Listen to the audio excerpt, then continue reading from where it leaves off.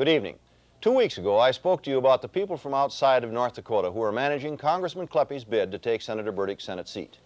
I felt that I must again report to you tonight, this time on how the campaign packaging experts are distorting and diminishing Senator Burdick's record of accomplishment. The attacks have tried to associate Senator Burdick with every undesirable or subversive element in our society. As the campaign unfolds, you will see 9 of these phony issues raised before Election Day. I have here a sheet prepared by the Kleppe staff which says that it is a factual report on Senator Burdick's record on riots and violence. The report and the facts are very different things. The report says that Senator Burdick gave his enthusiastic endorsement to a demonstration against the Vietnam War. The truth, is recorded by the Minot Daily News, October 15, 1969, is, and let me quote the senator, "Today's demonstration," he said, "is being held in response to the deep concern of our citizens over this issue.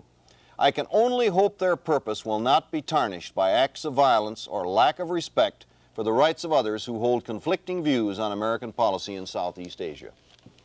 Does this sound like an enthusiastic endorsement of violence, or is it a defense of any American's right to free speech and peaceful disagreement? A second so-called fact sheet issued by the Kleppe group leaves the impression that Senator Burdick is somehow a friend of crime. This sheet states that Congress has passed only one of the President's recommendations on crime. The truth is that all of the President's recommendations have now passed the Senate. The Republican National Committeeman for the District of Columbia, Carl L. Shipley, wrote the following letter to Senator Burdick, and I quote part of Shipley's letter. "Congratulations on your support for the District of Columbia crime bill. We are fortunate to have you in the United States Senate. Sincerely yours, Carl L. Shipley, Republican National Committeeman for the District of Columbia." Congressman Kleppe has been spending so much time in North Dakota on this campaign that he's missed many important roll call votes, and this may be why he's unaware of the exact situation with many bills. Do you know that while Congressman Kleppe has been in North Dakota making all of these misstatements, he missed the vote on the Drug Abuse Prevention and Control Act of 1970? It's true. Congressional Record, September 24, page H9224. Did you know that Congressman Kleppe missed the vote on the bill to prevent hijacking of airliners? Congressional Record, September 30, 1970, page H9460.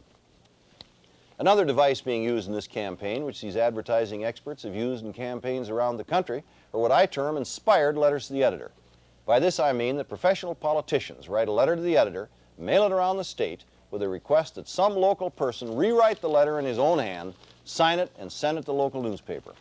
This abuse got so flagrant that even the Bismarck Tribune had to come out against the practice editorially. This was done on September 24th, 1970, and here's what the Bismarck Tribune had to say. "Something new in political activity has emerged in the current campaign. Well, not totally new, but at least new in its widespread utilization this campaign. This is the form letter to the editor, cranked off on a mimeograph machine and mailed out by the dozens from some party headquarters, the writer's only identification being his signature."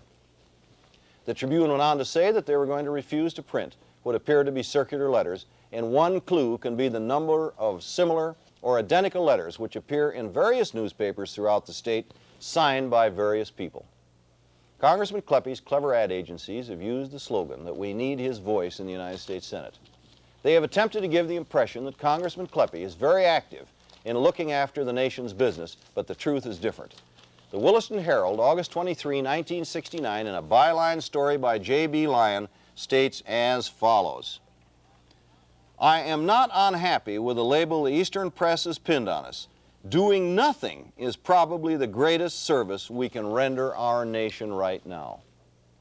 Are we to understand that this is the man we need in the Senate, one who will do nothing, calling it a great service to the nation? Come now, Congressman Kleppe. It is insolent enough to have your machine suppose that the voters of this state can be bought if enough money is spent on the campaign.